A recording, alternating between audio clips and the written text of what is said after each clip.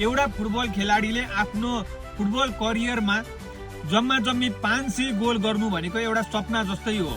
उसको जीवनकालमा यदि उसले 100 गोल गर्यो भने पनि उसले जिन्दगीमा एकदमै ठुलो अचिभ गरेको उसले सम्झन्छ।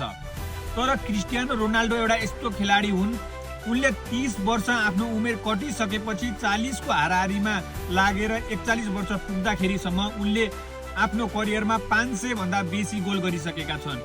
भन्नको मतलब 30 वर्ष उमेर पछि पनि क्रिस्टियानो रोनाल्डोले 500 गोल पूरा गरेका छन्। यो फुटबल इतिहासमा निकै नै दुर्लभ अचिभमेन्ट हो। यो अचिभमेन्ट अरू कुनै खेलाडीले अचिभ गर्ने वाला छँदै छैन। तपाईले हेर्न सक्नुहुन्छ ब्राजिलका R9 जसले आफ्नो करियरमा 500 गोल पनि पूरा गरेनन्। त्यस्तै फ्रान्सका जिनेदेन जिदान, इंग्ल्यान्डका वेन रूनी, स्पेनका अन्ड्रे इनिस्टा, जावी हर्नान्डेज जस्ता खेलाडीहरूले कहिले 500 गोल पूरा गर्नै सकेनन्। अनि त्यसै गरी आइभोरी कोस्टका एकदमै चर्चित खेलाडी डिडियर ड्रोग्बाले पनि आफ्नो जीवनकालमा 500 गोल पूरा गरेका छैनन्।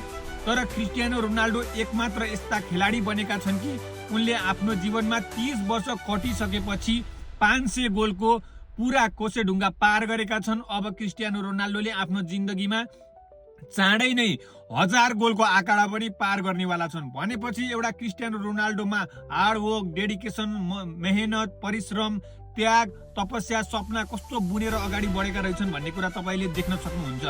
त्यसै म क्रिस्टियानो रोनाल्डोको डाई हार्ड फ्यान भएर उनलाई सपोर्ट गरेको होइन।